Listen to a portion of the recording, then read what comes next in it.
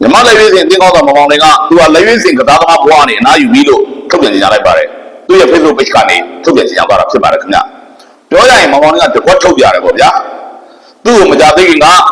စီကံထိန်းသိမ်းကော်မတီကနေပြီးတော့ပြည်သက်ကိုပွဲကြီးစင်နဲ့တက်ပြီးတော့ထိုးချိတ်ခဲ့တဲ့အတွက်ကိုထိလက်ရောက်ပြုတ်မှုခဲ့တဲ့အတွက်6လပေါ်ရဲ့ပြည်တံနဲ့တန်ချင်းငွေကျပ်သိန်း30တက်ရိုက်လိုက်တယ်အခုသူ့ဘက်ကလက်ရွေးစင်ကစားသမားဘဝနဲ့အနားယူတယ်ဆိုတဲ့ကြေညာချက်နဲ့သူပြန်ပြီးတော့တုံ့ပြန်လိုက်တာပေါ့လေတကယ်ကသူ့အနေနဲ့ဒီပြည်တံဟာပြင်းထန်လို့နဲ့လို့ထင်ရင်လက်ရွေးစင်အသင်းရဲ့အသင်းကောင်းဆောင်တယောက်အနေနဲ့ထုချေလွာတင်ရမယ်အသနာခံစာတင်ရမယ်အယူခံတင်ရမယ်ဒါလှုပ်ထုံးလုံးကြီးပါပဲအခုတော့မန်ယူကိုသူဂိုးသွင်းထားတယ်ပေါ့လေသူလက်ရွေးစင်အသင်းရဲ့အသင်းကောင်းဆောင်ဖြစ်တယ်ဒီတော့သူနားတယ်ပေါ့ဒီလိုပုံစံမျိုးလုပ်လိုက်တယ်တကယ်တော့မြန်မာနိုင်ငံမှာမျိုးဆက်သစ်ကစားသမားတွေတကယ်ကောင်းမွန်တဲ့ကစားသမားတွေကအခုချိန်မှာရှားပါနေပါတယ်ဒါပေမဲ့စီကံတဲ့ကော်မတီတွေတာဝန်ရှိသူတွေဘက်ကမောင်မောင်လေးဒီလိုလုပ်လာတာကိုပြန်ပြီးတော့ဖြေချော့ရဲ့နည်းနဲ့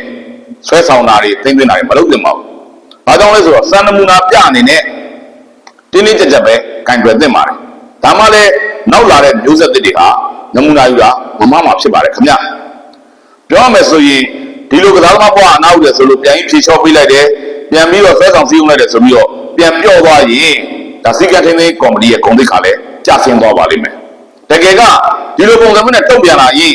ကလပ်အသင်းကစားခွင့်ကိုဘယ်လိုထပ်ပိတ်တယ်နိုင်ငံတကာကလပ်ဒီမှာကစားခွင့်ဘယ်လိုအထိဒီပြစ်ဒဏ်ဟာတက်ရောက်တယ်ဆိုတာမျိုးတွေထပ်တိုးလုပ်လိုက်တင်ပါတယ်ဒါမှကစားသမားတွေကနောင်ကျင်အောင်မှတ်မိသွားမှာပါဒါကပြိတ္တဘက်ကိုကောက်ပြီးပြောနေတာမဟုတ်ပါဘူးအဲ့ပြိတ္တဟာဘယ်လောက်ထိဆိုးတယ်ဘယ်လိုဆိုးရရုံညံ့နေဆိုတာကိုကစားသမားတွေပြောလို့ရောပြိတ္တတွေပြောလို့ရောကျွန်တော်သိရှိထားရပါတယ်ဒီတော့ဒီကစားသမားကိုလည်းအရေးယူကြလို့ဒီပြိတ္တကိုလည်းတောင်းရှိသူတွေကအရေးယူရပါလိမ့်မယ်ဒါပေမဲ့တောင်းရှိသူတွေဘက်ကလက်ရှိချိန်အထိတော့ပြိတ္တဘက်ကိုအရေးယူတဲ့တရားဝင်ကြေညာချက်ထုတ်ပြန်တာမျိုးတော့မတွေ့ရသေးဘူးခင်ဗျအရင်တော့ကအရေးယူရဆိုပေမဲ့ဒီပြိတ္တကွင်းထဲရောက်လာတာကလည်းပြဿနာအစတစ်ခုဖြစ်နေပါတယ်လက်ရှိမှာဒီဖြစ်စဉ်ကိုသုံးသပ်ရမယ်ဆိုရင်တော့ပြိတ္တဘက်ကမှားတာမှန်တယ်ဒါပေမဲ့ကစားသမားတစ်ယောက်ကအဲ့လိုမျိုးပွဲကြီးစင်နဲ့တက်ပြီးတော့ကိုထိလက်ရောက်ပြုမှုခွင့်မရှိဘူးအထူးသဖြင့်လက်ရွေးစင်အသင်းရဲ့အသင်းကောင်းဆောင်ကစားသမားဆိုရင်ပို့ပြီးတော့မပြုတ်မှုသင့်ပါဘူးတကယ်လို့ဒီလိုလုပ်တာကစီကံထိန်းသိမ်းကော်မတီဘက်ကအခုလိုမကင်တွယ်ဘူးဆိုရင်နောက်လာမျိုးဆက်တွေကပြိတ္တကဒီလိုပြောရင်ငါတို့လည်းတက်ပြီးထိုးတာပဲဆိုတာမျိုးတက်ပြီးတော့ကိုထိလက်ရောက်လုပ်တာပဲဆိုတာမျိုးတွေနောက်ဆက်တွဲဖြစ်လာနိုင်ပါတယ်အတူယူမမားစရာဖြစ်အောင်ဒီလိုကင်တွယ်သင့်ပါတယ်ခင်ဗျ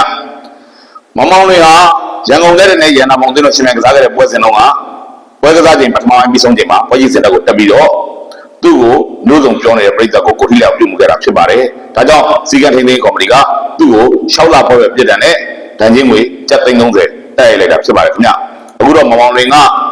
လက်ရွေးစင်ကစားသမားဘဝနဲ့အနားယူပြီးဆိုတဲ့ထုတ်ပြန်ကြေညာချက်နဲ့တကွက်ပြန်ပြသွားပါပြီ။ဟုတ်ကဲ့ဘာတွေဘလို့ဖြစ်လာမလဲဆိုတာတော့ဆက်ပြီးစောင့်ကြည့်အောင်သာရှိပါတော့ခင်ဗျာ။ကြည့်ရှုအားပေးပြည်သက်အားလုံးကိုအထူးပဲကျေးဇူးတင်ရှိပါတယ်ခင်ဗျာ။